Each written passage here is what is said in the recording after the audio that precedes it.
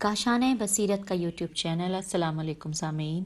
किताब का नाम है फ़ातिमतुज़ ज़हरा सलामुल्लाह अलैहा तुलू से गुरूब तक। पार्ट है 55 और सफ़ा है 590। हम पढ़ने जा रहे हैं जहाँ पे हमने पिछली ऑडियो में पढ़ा था कि जब बीबी फ़ातिमतुज़ ज़हरा सलामुल्लाह अलैहा की जो शहादत है उसके बाद के वाक़यात हम पढ़ रहे हैं और बहुत कुछ जान रहे हैं तारीख़ के झरोकों से। अब जो हेडिंग हम पढ़ने जा रहे हैं वो लिखा है तारीख़ का बेनज़ीर तरीन लम्हा। आइए मिलकर पढ़ते हैं। लिखा है जिस वक्त खातून जन्नत को लिबास आखिरत पहनाए जाने से के मराहिल तकमील पर पहुँचे तो उस वक्त अमीर कायनात हज़रत इमाम अली अलैहिस्सलाम की निगाहें हज़रत फ़ातिमा ज़हरा सलामुल्लाह अलैहा के यतीम बच्चों पर पड़ी कि वो अपनी मेहरबान और शफ़ीक माँ पर अपनी नज़रें जमाए हुए थे। ये लम्हात ख़ानदान वही के वो तारीख़ी और सोजनाक लम्हात थे कि कलम में ताकत नहीं कि वो इन कैफियत को करतास के सीने पर बिखेर सके।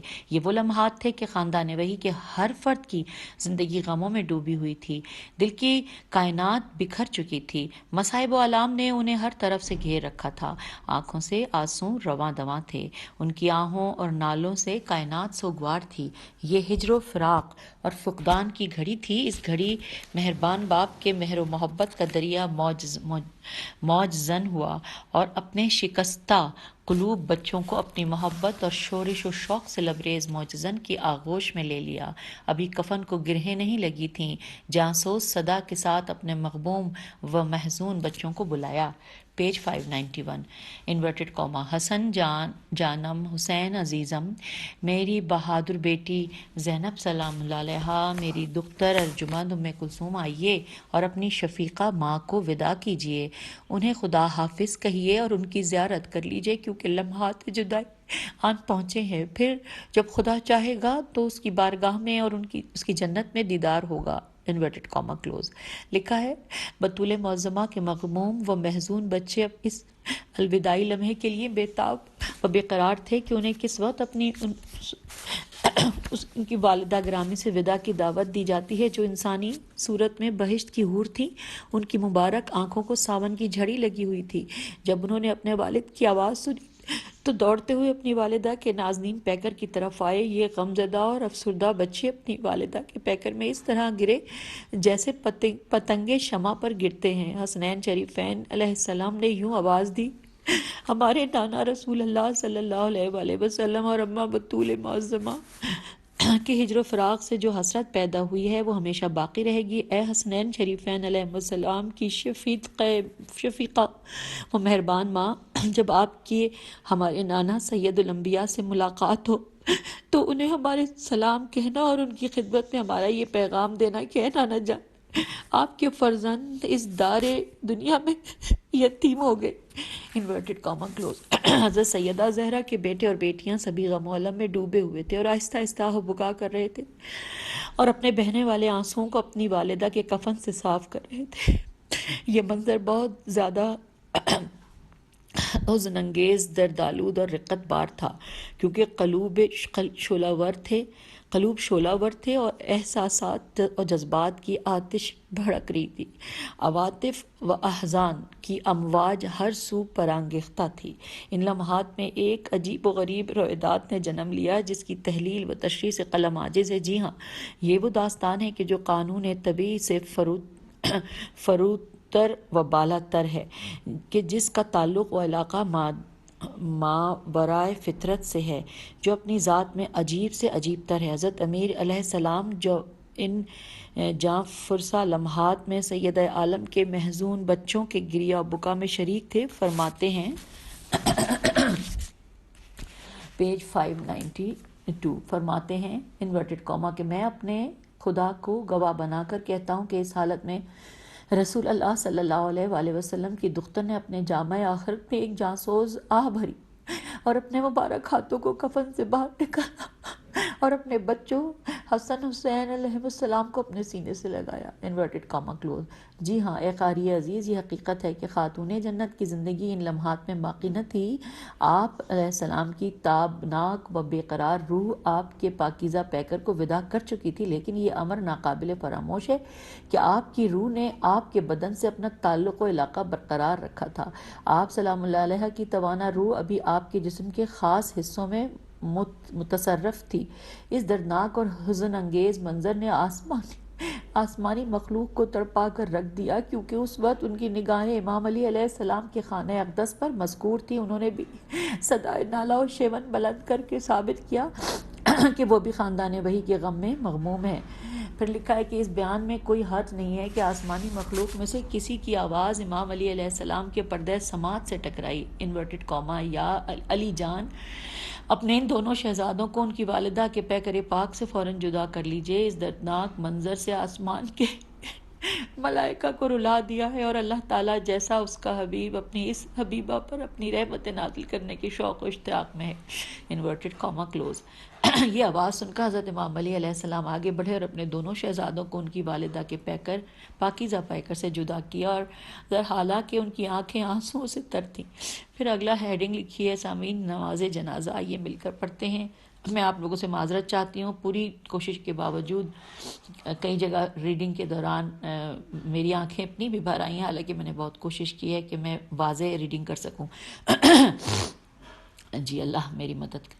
لکھا ہے ہیڈنگ نماز جنازہ۔ جب تکفین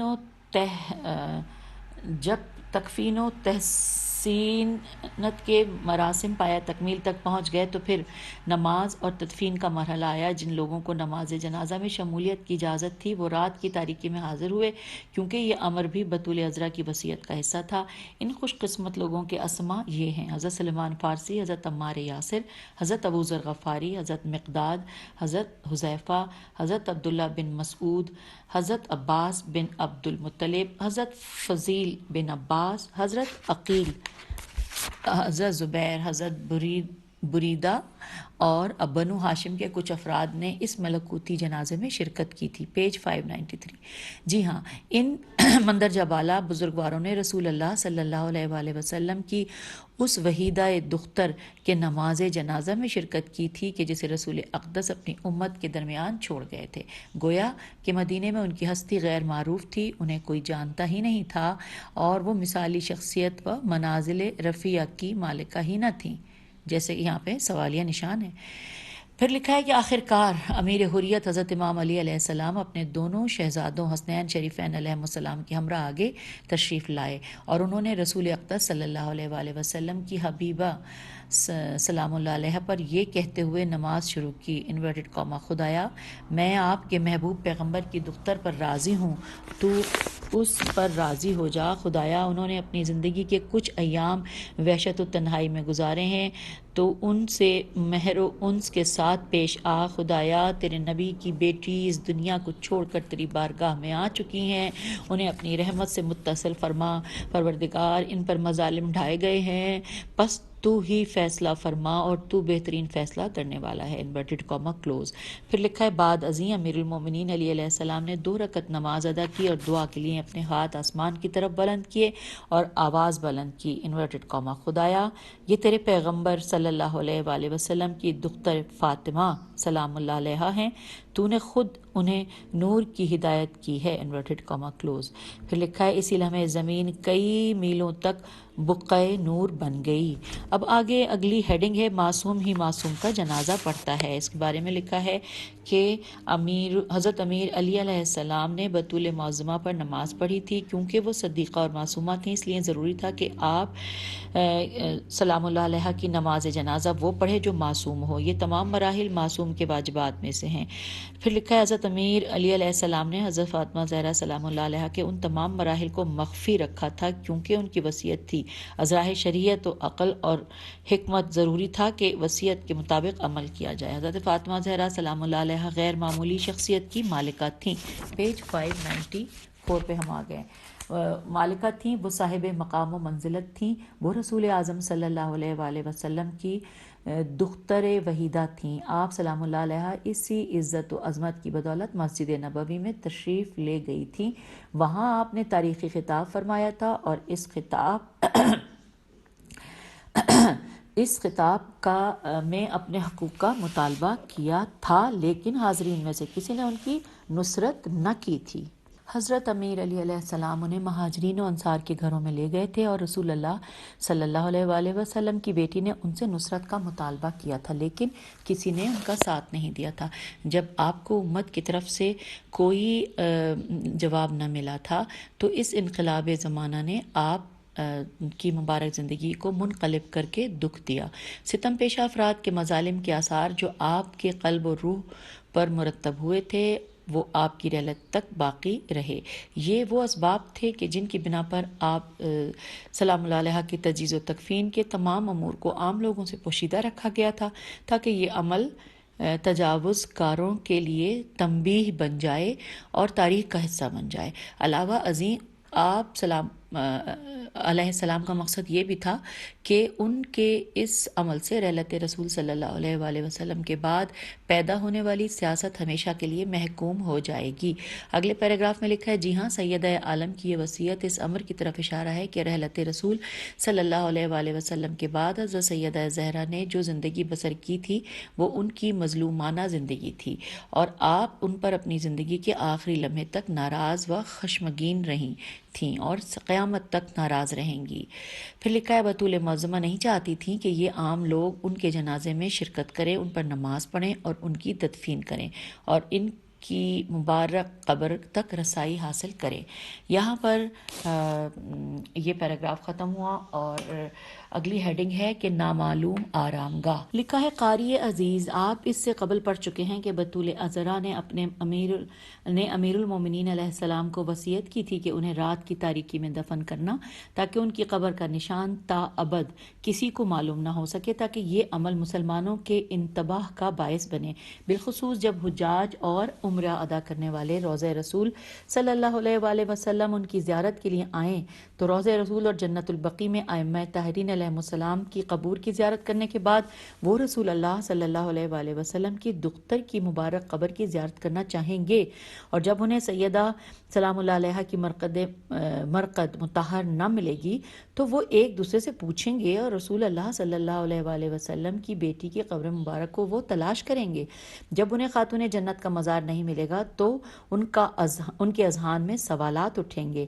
آخر اسی تفحص سواد و تلاش میں وہ رسول اللہ صلی اللہ علیہ وآلہ وسلم کی رحلت کے بعد پیدا ہونے والے حالات تک جا پہنچیں گے کہ رسول اعظم صلی اللہ علیہ وآلہ وسلم کی رحلت کے بعد کیا ہوا تھا، سوالیہ نشان، اور حالات نے کیا کروٹ بدلی تھی۔ یہاں پہ بھی سوالیہ نشان ہے۔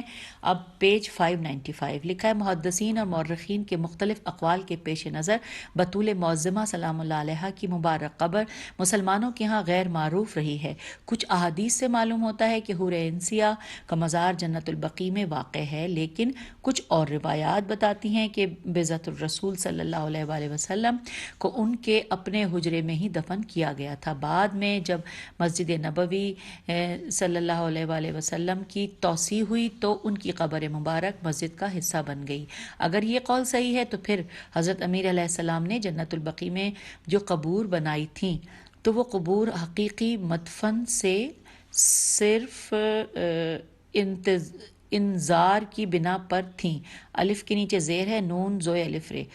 اگر جنت البقیع والا قول صحیح ہے تو پھر بھی آپ سلام اللہ علیہ کی مبارک قبر کو پوشیدہ رکھا گیا تھا۔ اچھا، اگلا لکھا ہے، ہیڈنگ ہے سامعین، لحد کی تیاری۔ لکھا ہے اس کے بارے میں کہ جی ہاں، جب صحابہ کرام نے اس خورشید جہاں افروز خاتون جنت کی مبارک قبر بنانی شروع کی تو اس سے چمکتے دمکتے موتی برآمد ہوئے تھے۔ 4 ہاشمی مرد آگے بڑھے۔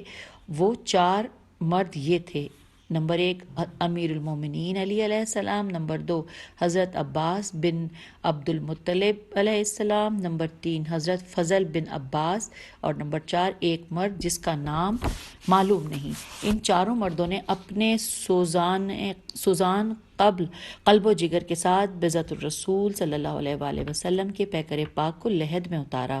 حضرت امیر علیہ السلام نے لحد میں اتر کر ان کے جسم نازنین کو اپنے ہاتھوں میں لیا اور آخری آرام گاہ میں رکھ دیا۔ حضرت امیر علیہ السلام نے اس نور افشاں چہرے کو خاک پر رکھا جو ہمیشہ رات اور دن، صبح و شام اللہ کی بارگاہ میں سجدہ ریز رہا تھا۔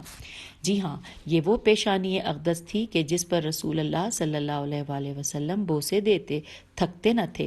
جب حضرت امیر علیہ السلام اور رسول اعظم صلی اللہ علیہ وآلہ وسلم کے گلدستہ بوستان کو لحد میں اتار چکے تو آپ علیہ السلام نے فرمایا انورٹڈ کاما ہاں اے زمین، ہاں اے تراب، اے تربت پاک بذات الرسول صلی اللہ علیہ وآلہ وسلم، میں عظیم الشان امانت کو تمہارے حوالے کر رہا ہوں۔ یہ رسول اعظم صلی اللہ علیہ وآلہ وسلم کی دختر ہیں، انورٹڈ کاما کلوز۔ لکھا ہے حضرت امام جعفر صادق فرماتے ہیں کہ جب امیر المومنین علی علیہ السلام نے رسول اللہ صلی اللہ علیہ وآلہ وسلم کی بیٹی کو لحد میں اتارا تو آپ علیہ السلام نے اس وقت فرمایا، ترجمہ پڑھنے کے لیے ہم پیج نمبر 596 پر آ گئے ہیں، کہ جو مولا نے فرمایا تھا، پھر آپ نے بذات الرسول صلی اللہ علیہ وآلہ وسلم کی طرف نگاہ کی اور انہیں خطاب فرمایا انورٹڈ کاما کہ ہاں اے صدیقہ و طاہرہ، اب میں آپ سلام اللہ علیہ کو اس ہستی کے حوالے کر رہا ہوں جو مجھ سے زیادہ آپ علیہ سلام اللہ علیہ کے قریب اور نزدیک ہے۔ اللہ تعالیٰ نے جو کچھ آپ کے لیے پسند کیا ہے پھر اس پر راضی ہوں، انورٹڈ کاما کلوز۔ اور حوالہ دیا گیا ہے یہاں پہ بیت الاحزان صفحہ نمبر 156 کا۔ لکھا ہے پھر آپ نے قرآن مجید کی یہ آیت شریفہ کی تلاوت فرمائی، انورٹڈ کاما، یہ سورہ طہ کی آیت نمبر 55 ہے، 55، کہ لکھا ہے کہ اسی زمین سے ہم نے تمہیں پیدا کیا ہے اور اسی میں ہم تمہیں لوٹائیں گے اور اسی سے ہم تمہیں دوبارہ نکالیں گے، انورٹڈ کاما کلوز۔ یہ ترجمہ جو کہ یہ آیت سورہ طہ کی آیت نمبر 55 ہے جو مولا علی نے پڑھی، اور یہ میں نے اس کا ترجمہ ساتھ ساتھ پڑھ دیا۔ لکھا ہے کہ حقیقت یہ ہے کہ اس گھڑی حضرت امیر علی علیہ السلام جن حالات سے دو چار تھے، نہ عقل کی استطاعت و قدرت ہے کہ اس کا ادراک کر سکے، نہ قلم میں توانائی و قوت ہے کہ اسے قبضہ تحریر میں لا سکے۔ آلام و احزان نے آپ کو ہر طرف سے گھیر رکھا تھا، دکھ دردوں کی تیز و تند ہوائیں آپ علیہ السلام کے قلب و جگر پر چل رہی تھی۔ اس دوران آپ علیہ السلام نے لحد کو بند کیا اور قبر سے باہر آئے۔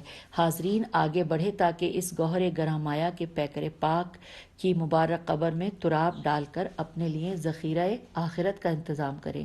جی ہاں، ان تمام بزرگوار نے اسے دفن کر دیا تھا جو اسی دھرتی میں شکل و شمائل کے لحاظ سے رسول اللہ صلی اللہ علیہ وآلہ وسلم سے سب سے زیادہ مشابہ تھیں۔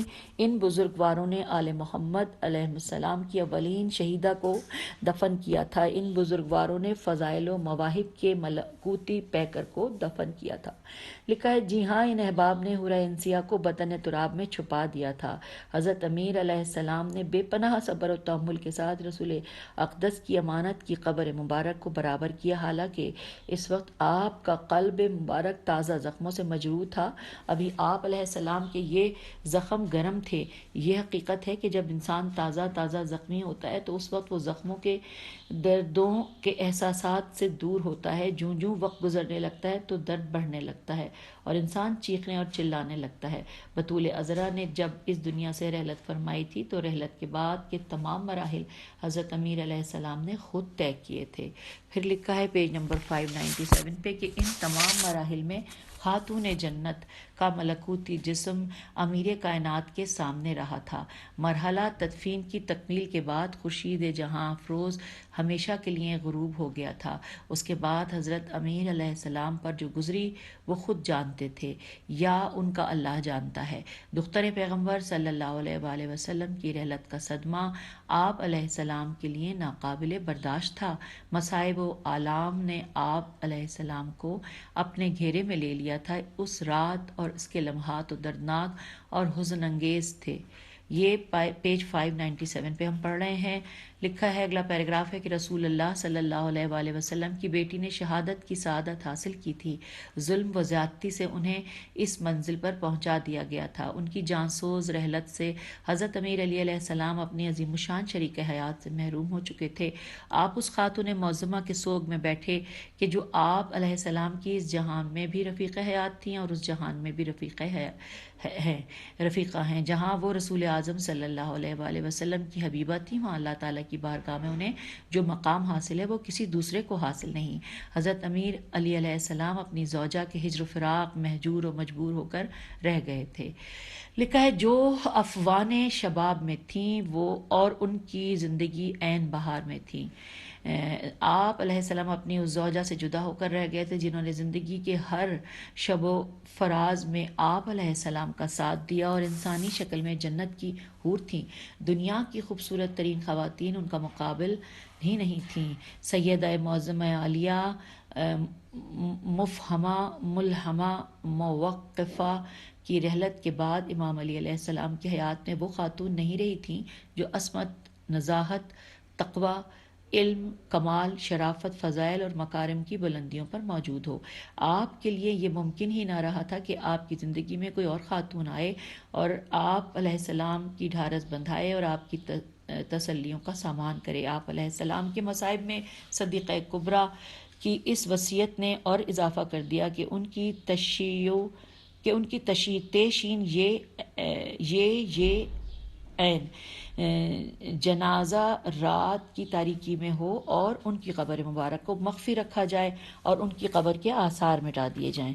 اب اگلی ہیڈنگ ہے پیغمبر اعظم کی بارگاہ میں شکایت. لکھا ہے حضرت امام علی علیہ السلام نے جس وقت لا الہ بہشت کی تربیت دوبارہ پڑھتی ہوں. حضرت امام علی علیہ السلام نے جس وقت لالہ بہشت کی تربیت پر خاک ڈالنے کا ارادہ کیا تو اس وقت ان کے قلب مبارک میں درد و غم کی لہر اٹھی جس نے امام علیہ السلام کے پرشجاعت و شہامت بدن کو لرزا کر رکھ دیا تھا. آپ علیہ السلام میں تاب ضبط نہ رہا. آپ کی آنکھوں کے جام چھلک پڑے، آنسوؤں سے آپ کی ریش مبارک بھیگ گئی. آپ نے رسول اقدس صلی اللہ علیہ وآلہ وسلم کے علاوہ کے روضے کی طرف منہ کر لیا اور آپ کے پردہ دل سے جانسوز نالے بلند ہونے لگے. ان بلند ہونے والے نالوں میں بارگاہ رسالت میں اپنے سوز و درد کا اظہار تھا اور آپ علیہ السلام نے عرض کیا.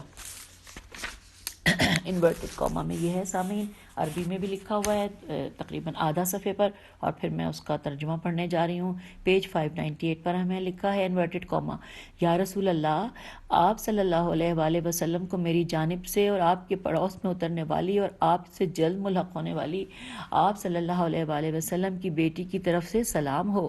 یا رسول اللہ، آپ کی برگزیدہ بیٹی کی رحلت سے میرا صبر و شکیب جاتا رہا، میری ہمت و توانائی نے ساتھ چھوڑ دیا، لیکن آپ صلی اللہ علیہ وآلہ وسلم کی مفارقت کے حادثہ عظمیٰ اور آپ کی رحلت کے صدمے جانکاہ پر صبر کر لینے کے بعد مجھے اس مصیبت پر بھی صبر و شکیبائی ہی سے کام لینا پڑے گا، جبکہ میں نے اپنے ہاتھوں سے آپ صلی اللہ علیہ وآلہ وسلم کو قبر کی لحد میں اتارا اور اس عالم میں آپ صلی اللہ علیہ وآلہ وسلم کی روح نے پرواز کی کہ آپ کا سر میری گردن اور سینے کے درمیان رکھا تھا. انا للہ و انا الیہ راجعون. اب یہ امانت پلٹائی گئی، گروی رکھی ہوئی چیزیں چرا لی گئی، لیکن میرا غم بے پایا اور میری راتیں بے خواب رہیں گی، یہاں تک کہ خداوند عالم میرے لیے بھی اسی گھر کو منتخب کرے جس میں آپ صلی اللہ علیہ وآلہ وسلم رونق افروز ہیں. وہ وقت آ گیا کہ آپ صلی اللہ علیہ وآلہ وسلم کی بیٹی آپ کو بتائیں کہ کس طرح آپ کی امت نے ان پر ظلم ڈھانے کے لیے ایکا کر لیا.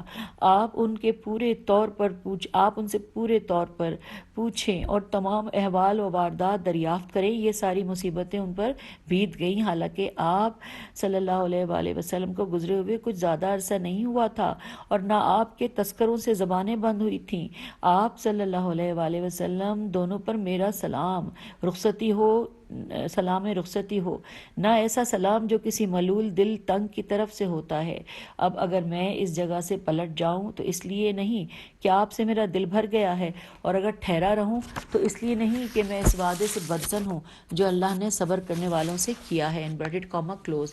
ہم پیج 599 پہ آ گئے اور پھر اس کے بعد عربی میں ایک پیراگراف لکھا ہے جس کا ترجمہ نیچے پڑھ رہی ہوں. انورٹڈ کاما: آہ اگرچہ غم و اندوہ گراں ہے لیکن صبر مبارک تر اور زیبا تر ہے. اگر ہم پر تجاوز کاروں کا غلبہ نہ ہوتا، اے بنت پیغمبر صلی اللہ علیہ وآلہ وسلم، تیری تربت پر ڈیرے ڈال دیتا، اعتکاف نشینوں کی طرح بیٹھا رہتا. میں اس مصیبت پر اس طرح گریہ وزاری کرتا جس طرح مائیں جواں مرگ بیٹے پر روتی ہیں. ہاں، اللہ کے نبی، آپ کی حبیبہ دختر محضر خداوندی میں مخفیانہ دفن کی گئیں، ان کے حقوق ازراہ جبر روک لیے گئے، ظاہر بظاہر ان کی میراث ہتھیا لی گئی۔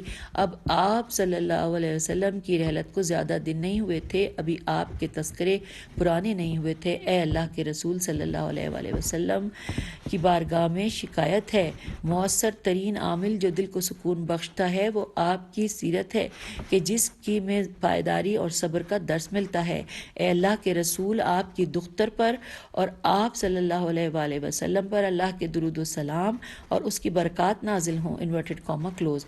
یہ سامعین حوالہ دیا گیا ہے جو کہ بریکٹ میں کتابیں لکھی ہیں، میں پڑھتی ہوں کہ بہار الانوار جلد نمبر 43 صفحہ نمبر 211، اور ابن ابی الحدید شرح نہج البلاغہ جلد نمبر 10 صفحہ نمبر 265، اور اس کے علاوہ نہج البلاغہ خطبہ نمبر 202۔ اب آگے لکھا ہے کہ روایت ہے کہ جب حضرت امیر علیہ السلام خاتون جنت کی تدفین کے بعد اپنے خانہ اقدس میں تشریف لے گئے تو آپ علیہ السلام کا قلب مبارک غم و اندوہ سے بھر چکا تھا، کیونکہ آپ علیہ السلام سے انس و محبت رکھنے والی رفیق حیات گھر میں موجود نہ تھیں، اس لیے آپ علیہ السلام نے تنہائی و وحشت کا احساس کرتے ہوئے فرمایا۔ اب جو مولا علی نے فرمایا وہ پڑھتے ہوئے ہم پیج 600 پر آ گئے ہیں، اور جو عربی میں لکھا ہوا تھا ساتھ ساتھ اس کا ترجمہ ہے انورٹڈ کاما میں پڑھ رہی ہوں کہ میں دیکھ رہا ہوں کہ دنیا کے مصائب و علام نے مجھ پر ہجوم کر رکھا ہے۔ جس کسی پر مصائب اس صورت میں حملہ آور ہو جائیں تو اس نے ہر صورت مریض و علیل ہونا ہے۔ دو دوستوں کے درمیان ہر صورت جدائی نے آنا ہے۔ دوست کے ہجر و فراق کے سوا ہر مصیبت آسان ہے۔ رسول احمد صلی اللہ علیہ وآلہ وسلم کے بعد مجھ سے حضرت فاطمہ زہرا سلام اللہ علیہ کی جدائی اس امر کی دلیل ہے کہ اس جہان میں دوست اور دوستی جاویدانہ نہیں ہے، انورٹڈ کاما کلوز۔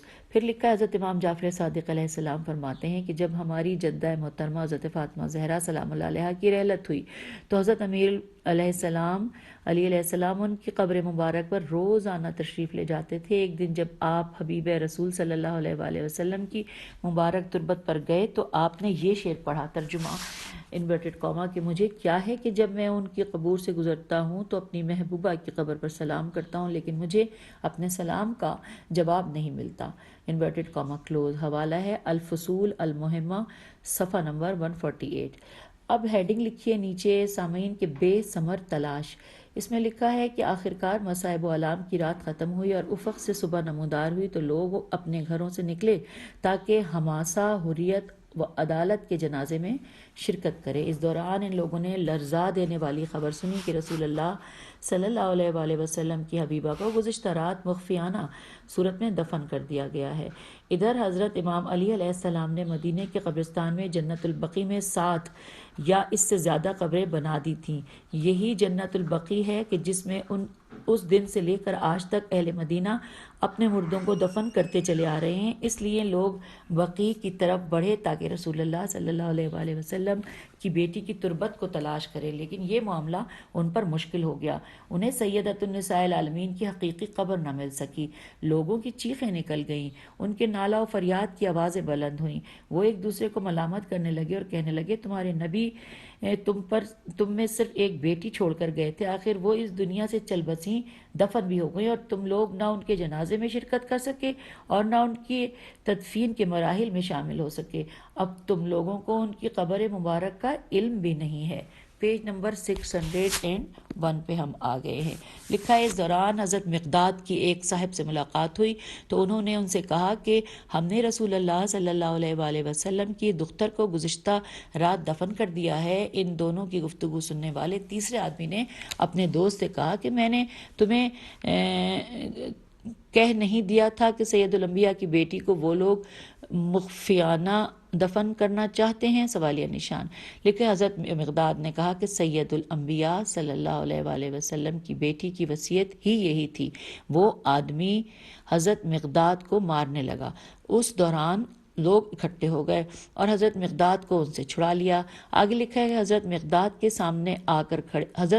ان کے سامنے آ کر کھڑے ہو گئے اور کہنے لگے کہ سرتاج انبیاء صلی اللہ علیہ وآلہ وسلم کی بیٹی اس دنیا سے چلی گئی ہیں اور ان کی پسلیوں سے خون جاری تھا۔ یہ سب کچھ آپ لوگوں کے تازیانوں کی ضربات سے ہوا۔ آپ لوگوں نے انہیں زخمی کیا تھا۔ بعد ازیں جو کچھ آپ لوگوں نے امام علی علیہ السلام کے ساتھ سلوک کیا وہ بھی ہمارے سامنے ہے۔ آج اگرچہ آپ نے مجھ پر حملہ کر دیا ہے تو یہ کوئی حیرت کی بات نہیں ہے۔ حضرت عباس بن عبد المطلب علیہ السلام نے فرمایا، بطول معظمہ سلام اللہ علیہا کی وصیت تھی کہ کچھ لوگ ان پر نماز نہ پڑھیں۔ ایک بزرگ بول پڑے کہ اے بنو ہاشم، تم ہمیشہ سے ہمارے حق میں حسد کرتے چلے آئے ہو۔ عقیل بن ابو طالب نے فرمایا، اللہ کی قسم آپ لوگوں میں سے کچھ ایسے ہیں جو ہمیشہ رسول اللہ صلی اللہ علیہ وآلہ وسلم کہ اہل بیت علیہ السلام کے حق میں حاسد رہے ہیں اور بغض و عداوت میں بھی سب سے آگے رہے ہیں۔ کل تم لوگوں نے انہیں تازیانے مارے، ان کا پہلو زخمی کیا، وہ تم لوگوں سے ناراض تھیں، آخر اس دنیا سے رخصت ہو گئیں۔ اس وقت حکومتی افراد نے کہا کہ مدینے کی خواتین کو بلایا جائے اور وہ پیغمبر اکرم صلی اللہ علیہ وآلہ وسلم کی دختر کی تربت اقدس کو کھولیں تاکہ ہم ان پر نماز پڑھیں اور ان کی قبر کی زیارت کریں۔ ان لوگوں نے کوشش کی کہ حضرت فاطمہ زہرا سلام اللہ علیہا کی الہام بخش وصیت کو بے اثر بنا دیں، ساتھ ہی امام علی علیہ السلام کی اخفاء قبر کی کوشش کو بھی بے سود کر دیں۔ سوچئے ان لوگوں نے نبی دختر کی قبر کے کھولنے کا کیوں ارادہ کیا تھا؟ سوالیہ نشان۔ کیا اس لیے کہ ان پر نماز پڑھ سکے؟ کیا ان لوگوں نے یہ سوچ رکھا تھا کہ حضرت امام علی علیہ السلام نے حضرت فاطمہ کے پیکر پاک کو بغیر نماز کے دفن کر دیا ہے؟ سوالیہ نشان۔ کیا یہ کوئی عقل کی بات ہے؟ ایسا کوئی سوچ سکتا ہے؟ سوالیہ نشان۔ کون سا اسلام ہے، کون سا دین ہے، کون سی شریعت ہے کہ اس میت کی قبر کو کھولا جائے کہ جس پر اس کے شرعی ولی نے اس کی وصیت کے مطابق ان پر احسن و اکمل صورت میں نماز پڑھی ہو۔ سامعین، یہاں پر ہم اپنی اس گفتگو جو ہم پڑھ رہے ہیں، گفتگو تو ہم نہیں کر سکتے، جو ہم پڑھ رہے ہیں اس کا اختتام کرتے ہیں اور اگلی ہی آڈیو میں اس سے آگے پڑھیں گے۔ خدا حافظ، فی امان اللہ۔